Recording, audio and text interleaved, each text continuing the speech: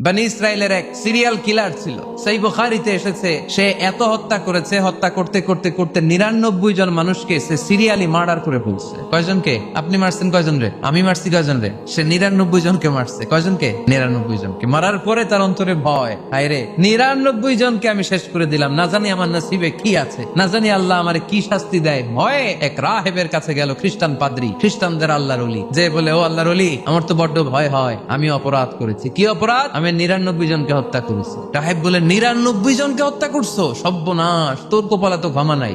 Serial killer কয়, আমার কপালে যদি ক্ষমা না থাকে তোরে বাঁচায় রেখে লাভ কি? আমি যেহেতু শেষ, তোরেও শেষ করে মরি, ওরেও মেরে ফেলস। এবার সেঞ্চুরি করে আবার ভয়, হায় রে 100 জনের মারলাম, না জানি আমার নসিবে কি আছে। খুঁজতে লাগলো কোনো ভালো আলেম আছে কিনা। আলেমের কাছে গেছে, যে বলে, আলেম 100 হত্যা করেছি আমি, 100 খুনের আসামি, আমার নসিবে কি ক্ষমা আছে? আলেম বলে, তুমি কি গুনাহ করছো মিয়া? তোমার গুনাহ যত বড় হোক, তোমার অন্যায় যত বড় হোক, তোমার পাপ যত বিশাল হোক, আমার আল্লাহর দয়া ভালোবাসা তার চাইতেও বিশাল। তুমি একটা ভালো জায়গায় যাও, এই এলাকাটা ভালো না, এখানে সব জালিমদের বসবাস, তুমি ভালো মানুষদের এলাকায় চলে যাও, সেখানে যে তওবা করো। লোকটার অন্তরে ভয় এসেছে, তওবার নিয়ত করেছে। বাসায় যে কাপড় চোপড় ব্যাগের ভেতরে ভরে ঘর থেকে বের হওয়ার সাথে সাথে মালাকুল মাউত এসে রূহ কবজ করেছে। ফাজাআত মালাইকাতুর রাহমা ওয়া মালাইকাতুল আযাব, রহমতের ফেরেশতারা আসছে, আযাবের ফেরেশতারা আসছে। রহমতের ফেরেশতারা বলে, যেহেতু রিয়েলাইজেশন আসছে, ভালো পথে যাওয়ার ইন্টেনশন আসছে, আমরা রূহ নিব। আযাবের ফেরেশতারা বলে, না, এখনো তো ভালো হইতে পারে নাই, 100টা খুনের বিষয়টা সহজ না, 100 জন মানুষকে হত্যা করেছে, তার রূহটা আমরা নিয়ে সিজ্জিনে ঢুকাবো। রহমতের ফেরেশতারা বলে, না, তার রূহটা আমরা নিয়ে ইল্লিনের ভেতরে ঢুকাবো। দুই দল ফেরেশতার মারামারি, দুই দল ফেরেশতা ঝগড়া লেগে গেছে। এরা বলে আমরা, এরা বলে আমরা, ভেজাল আছে না নাই? আল্লাহ বলে, ধাক্কা ধাক্কি আর ঝগড়ার দরকার নাই, ফিতা দিয়ে মাপো। ভালো এলাকাটা যে এলাকায় যাচ্ছিল, ওই এলাকাটা যদি কাছে হয়, রহমতের ফেরেশতারা নিয়ে যান। খারাপ এলাকা যদি কাছে হয়, আযাবের ফেরেশতারা নিয়ে যাবা। খারাপ এলাকাটা কি কাছে নাকি অনেক কাছে? একেবারে কাছে, ঘর থেকে মাত্র বের হয়েছিল, ঠিক কিনা? আর ভালো এলাকা তো অনেক দূর। আল্লাহ জমিনকে আদেশ করলেন, ভালো এলাকাটা তুই সংকুচিত হয়ে কাছে চলে আয়, খারাপ এলাকাটা তুই দূর থেকে দূরান্তরে চলে যা। মেপে দেখা গেল যে খারাপ এলাকা অনেক দূরে, ভালো এলাকা একেবারে কাছে।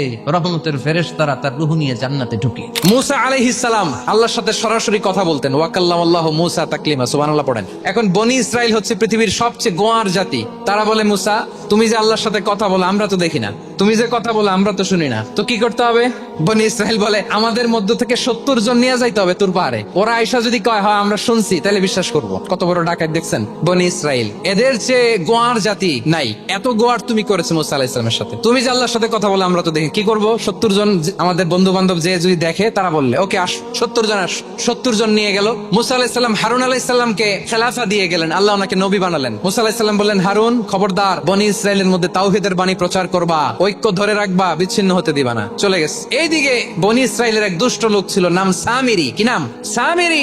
সে সবাইরে বললো, তোমাদের স্বর্ণগুলো ফালাও। স্বর্ণগুলো ফেললো, বনি ইসরাইলের স্বর্ণগুলোকে গলিয়ে সে একটা গরুর বাচ্চা বানালো, গোবৎস। দেখেন গরুর পূজা কিভাবে শুরু হয় পৃথিবীতে প্রথম।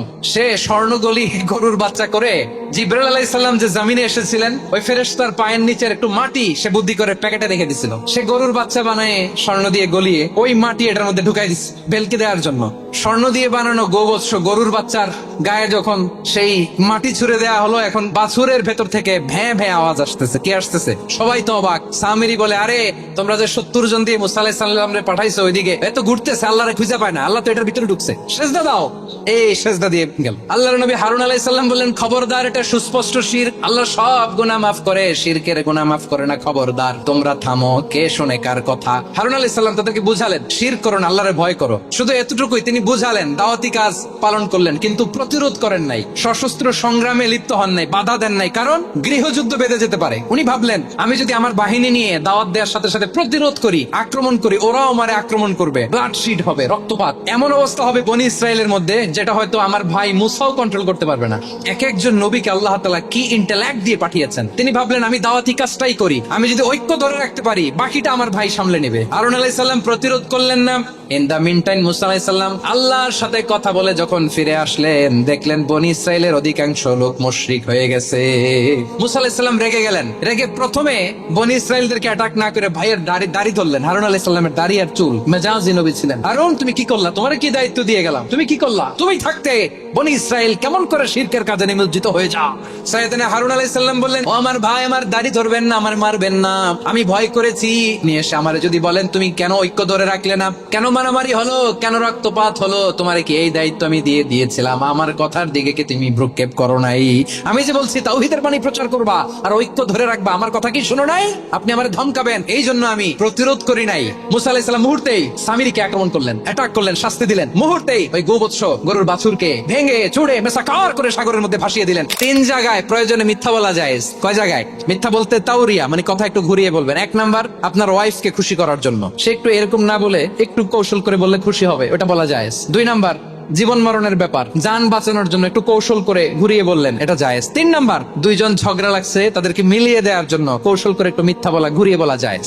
দুইজনের মধ্যে দেখলেন যে সম্পর্ক খারাপ, একজনরে বললেন, ভাই সে তো ওই দিন আপনার ব্যাপারে অনেক প্রশংসা। কি আমার ব্যাপারে প্রশংসা? তার সাথে তো আমার মারাত্মক সম্পর্ক। কি বললো? এই বললো আপনি নাকি এই করছেন ওই করছেন, অনেক প্রশংসা। লোকটার মন খুশি হয়ে যাবে তার ব্যাপারে, ঠিক কিনা? আবার তার সাথে যার ঝগড়া, ওরে যে বলুন, ভাই ওই দিন তো সে আপনার অনেক অ্যাপ্রিসিয়েশন করলো, অনেক। সে তো অবাক, কি রে বলে কি আমার?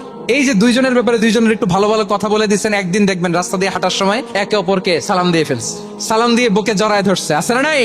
নামাজ, রোজা, দানের চেয়েও বড় কোন শ্রেষ্ঠ ইবাদতের কথা আমি কি তোমাদের বলবো না? সাহাবারা তো অবাক, বলে কি নামাজের চেয়ে বড় ইবাদত? সাহাবীরা বললেন, বালা ইয়া রাসূলুল্লাহ, নবী বলেন।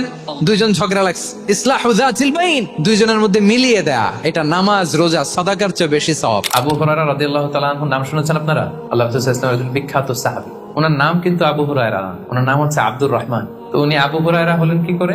তো উনি বিড়াল পালতেন। তো উনি একবার ঢোলা জামা, এই জুব্বার আস্তিনের মধ্যে বিড়াল নিয়ে রাসূল সাল্লাল্লাহু আলাইহি ওয়াসাল্লামের কাছে আসছেন। আল্লাহ রাসূল দেখলেন যে আবু হুরায়রা বিড়াল নিয়ে দুষ্টামি করতেছে। তো আল্লাহ রাসূল সাল্লাল্লাহু আলাইহি ওয়াসাল্লাম রসিকতা করে মজা করে ডাক দিলেন, ইয়া আবা হুরায়রা, এই বিড়ালের বাবা। তখন থেকে আবু হুরায়রা রাদিয়াল্লাহু তাআলা আনহুকে সবাই আব্দুর রহমান না বলে বিড়ালের বাবা বলে ডাকতে শুরু করলো। সুবহানাল্লাহ। এবং উনি নিজেও এটা নিজের জন্য পছন্দ করলেন, বিড়ালের বাবা। উনি সর্বাধিক হাদিস বর্ণনাকারী সাহাবী, উনার চেয়ে বেশি হাদিস কোন সাহাবী বর্ণনা করেননি। 5374টি হাদিস বর্ণনা করেছেন। মসজিদে নববীর পাশে একটা বারান্দা আছে, এটাকে বলে সুফা।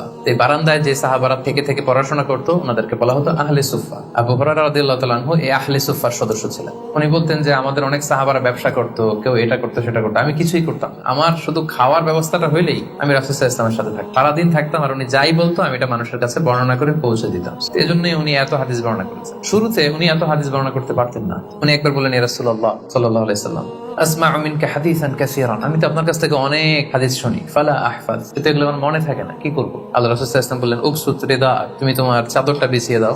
আবু হুরায়রা রাদিয়াল্লাহু তাআলা আনহু চাদর বিছিয়ে দিলেন। রাসূল সাল্লাল্লাহু আলাইহি ওয়াসাল্লাম ওই চাদরের মধ্যে এরকম হাত বুলিয়ে দিলেন, বললেন এবার এটা গায়ে দাও। এটা গায়ে দেওয়ার পর থেকে উনি বললেন, এরপর থেকে জীবনে যত হাদিস শুনেছি আল্লাহ রাসূল সাল্লাল্লাহু আলাইহি ওয়াসাল্লামের মুখ থেকে একটাও ভুলি নাই। রাসূল সাল্লাল্লাহু আলাইহি ওয়াসাল্লামের দোয়ার বরকতটা এরকম ছিল, উনি যদি কোনো লোনা পানির কুয়ার মধ্যে অজু করে কুলির পানি ফেলতেন, ওটা মুহূর্তের মধ্যে মিঠা পানির কুয়া হয়ে যেত।